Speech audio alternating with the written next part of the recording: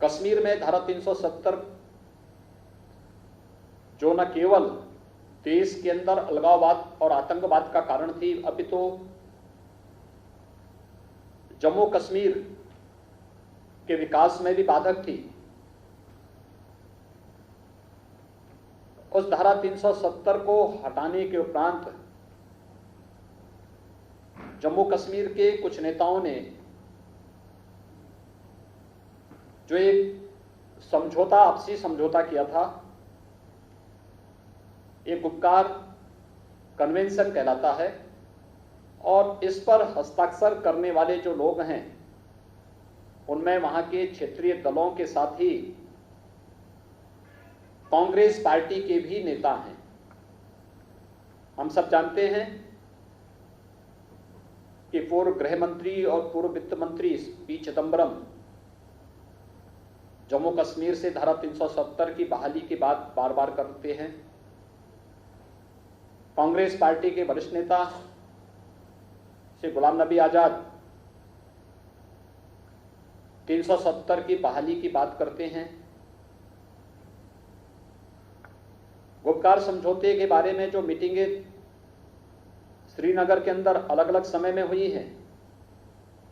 कांग्रेस के स्थानीय अध्यक्ष के साथ ही अन्य नेताओं की उपस्थिति वहां पर इस बात की ओर स्पष्ट इशारा करती है कि वे लोग दिल्ली में कुछ और बात बोलेंगे, जम्मू कश्मीर में कुछ और कार्य करेंगे। कांग्रेस के शीर्ष नेतृत्व को चाहिए कि गुपकार समझौते के बारे में अपनी स्थिति स्पष्ट करें, अन्यथा उसका यह दोहरा चरित्र न केवल देश की सुरक्षा और संप्रभुता के लिए खतरनाक संकेत कर रहा है, अपितु पूरी कांग्रेस पार्टी को ही कटघरे में खड़ा कर रहा है। देश कांग्रेस पार्टी से इसका जवाब मांगती है, इसका शीर्ष नेतृत्व अपनी स्थिति स्पष्ट करे कि धारा 370 के बारे में कांग्रेस की क्या राय है, जम्मू कश्मीर के विकास के बारे में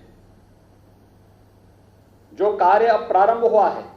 यही नेता आपस में एक दूसरे पर पहले आरोप लगाते थे और पहले लगातार इस बारे में कहते थे कि जम्मू कश्मीर के लिए आने वाला पैसा वहां के राजनेता नकार जाते हैं, इनके बच्चे अपने आप विदेश में पढ़ते थे, लेकिन वहां के विकास के लिए जाने वाले पैसे को ये लोग अपने फिजूल खर्ची में और अन्य कार्यों में खर्च कर देते थे। पहली बार हुआ है धारा 370 को हटाने के बाद, जब जिला परिषद के माध्यम से, ग्राम पंचायतों के माध्यम से, इनके चुनाव और इनके गठन के माध्यम से विकास की प्रक्रिया को, इन सबको जोड़ने का प्रयास हो रहा है। और ये गुपकार समझौता इसी बौखलाहट का परिणाम है, क्योंकि अगर विकास हो जाएगा तो लोगों को अपने अधिकारों की जानकारी भी होगी, लोग अपने अधिकारों के प्रति जागरूक होंगे, विकास के प्रति आवाज उठाएंगे। इसलिए स्थानीय स्तर पर लोग विकास से न जुड़ सकें, इसके लिए आपस में एक नापाक गठबंधन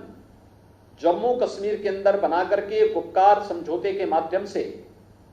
उन अलगाववादी तत्वों को प्रेरित और प्रोत्साहित करने के साथ ही जिस प्रकार के खतरनाक बयान श्री फारूक अब्दुल्ला के आए हैं, मुफ्ती महबूबा के आए हैं और अलगाववादी नेताओं के आए हैं, उन सभी गुपकार समझौते पर हस्ताक्षर करने वाले दलों और नेताओं के बयान के साथ कांग्रेस पार्टी का जुड़ना अत्यंत खतरनाक संकेत है। और खासतौर पर तब जब हमारी सेना सीमा पर लड़ रही हो, जब हमारे बहादुर जवान, देश के बहादुर जवान जम्मू कश्मीर के अंदर आतंकवाद की लड़ाई को पूरी मजबूती से लड़ रहे, आतंकवाद की सफाई की लड़ाई को पूरी मजबूती से लड़ रहे हों, उन स्थितियों में भारत के आंतरिक मामले में भारत के दुश्मन देशों से मदद लेने की बात करना, यह क्या साबित करता है? और कांग्रेस पार्टी को इसके लिए अपनी स्थिति स्पष्ट करनी होगी कि कुप्कार समझौता के साथ उनके नेताओं का जुड़ाव किस स्तर का है, उनके साथ मिलकर के स्थानीय स्तर पर जो गठजोड़ किए जा रहे हैं या आखिर किस प्रकृति का है। और कांग्रेस नेतृत्व को इस बात को भी स्पष्ट करना होगा